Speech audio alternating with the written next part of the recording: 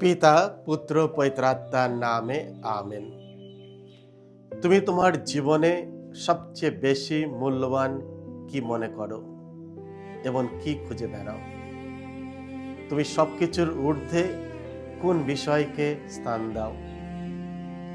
আজকের পবিত্র মঙ্গল সমাচারে যিশু এমন এক ধরনের প্রস্তাব দেন যার মূল্য ও মহত্ব অতুলনীয়। কিন্তু সেই সর্বশ্রেষ্ঠ ধন সম্পদ চিনতে আমাদের প্রয়োজন সুস্থ দৃষ্টি, একটি ভালো আধ্যাত্মিক দৃষ্টি।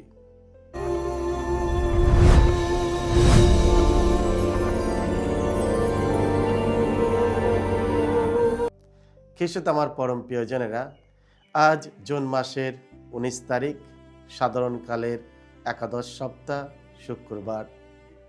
আর আজকের ডেলি মান্না ঈশ্বরের বাণী প্রতিদিন নেওয়া হয়েছে সাধুমতি রচিত মঙ্গল সমাচার থেকে 6 অধ্যায় 19 থেকে 23 পদ।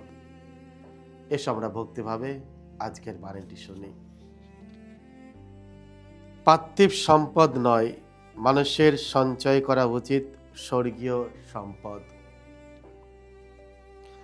যিশু একদিন তার শিষ্যদের বললেন, তোমরা নিজেদের জন্য এই পৃথিবীতে ধন সম্পদ সঞ্চয় করো না, কেননা এখানে পোকা আর মরচে সবকিছু নষ্টই করে দেয়। এখানে চোর এসে সিঁধ কেটে চুরি করে।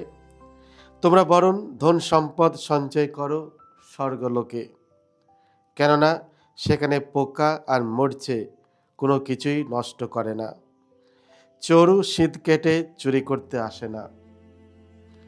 যেখানে তোমার ধন সম্পদ, তোমার মনটাও তো সেখানে পড়ে থাকবেই। এই যে দেহ, চোখটা যেন তার প্রদীপেরই মতো। তাই তোমার চোখ যদি সুস্থ থাকে তাহলে তোমার গোটা দেহটা আলোয় ভরে থাকবে। কিন্তু তোমার চোখটা যদি খারাপ হয় তাহলে তোমার গোটা দেহটা অন্ধকারে ডুবে থাকবে। কাজেই তোমার অন্তরে যে আলো রয়েছে, অন্ধকারেই যদি সেই আলো হয় তাহলে কি দারুণ সেই অন্ধকার। এই হলো প্রভু যিশুর মঙ্গল সমাচার। প্রভু যিশু তোমার মহিমা উচ্চারিত হোক। ধন সম্পদ ও হৃদয়, ট্রেজার অ্যান্ড হার্ট। পৃথিবীতে নিজের জন্য ধন সম্পদ সঞ্চয় করো না, বরং স্বর্গে নিজেদের জন্য ধন সম্পদ সঞ্চয় করো, কারণ যেখানে তোমার ধন সেখানেই তোমার হৃদয় থাকবে। স্বর্গে কোনো চোর নেই।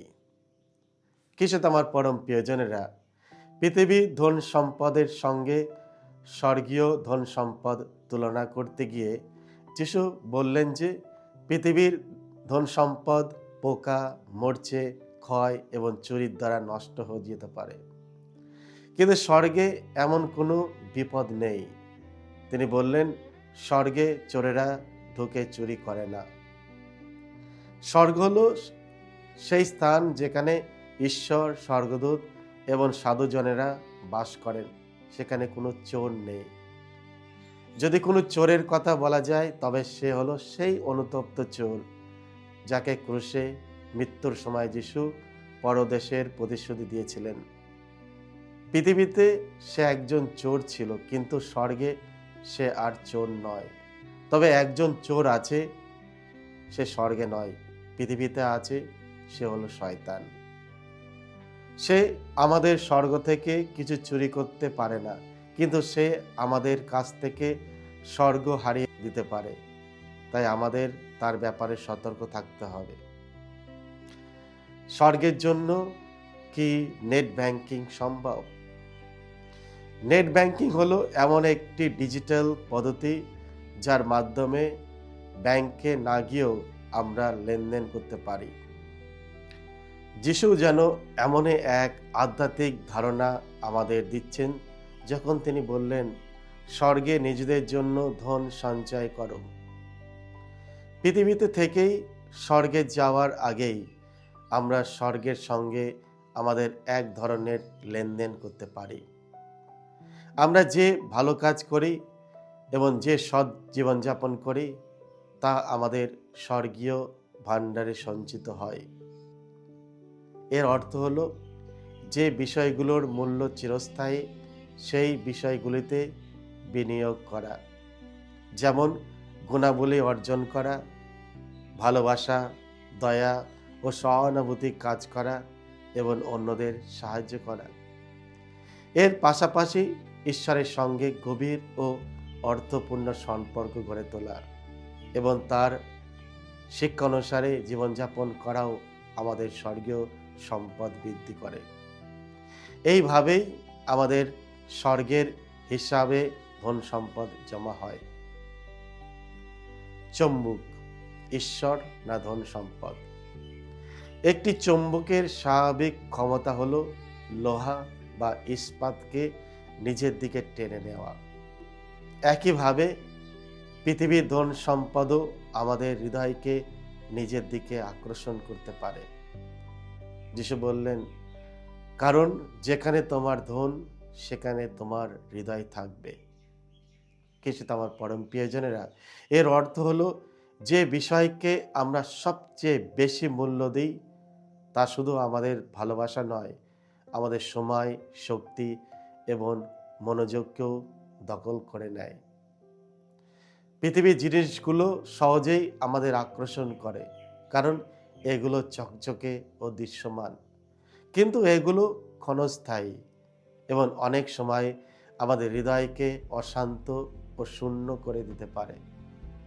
অন্যদিকে ঈশ্বরও এক মহান চুম্বকের মতো। তার ভালোবাসা কখনো শেষ হয় না, তার আনন্দ পৃথিবী দিতে পারে না এবং তার শান্তি মানুষের বোধের অতীত। কিন্তু ঈশ্বরের আকর্ষণ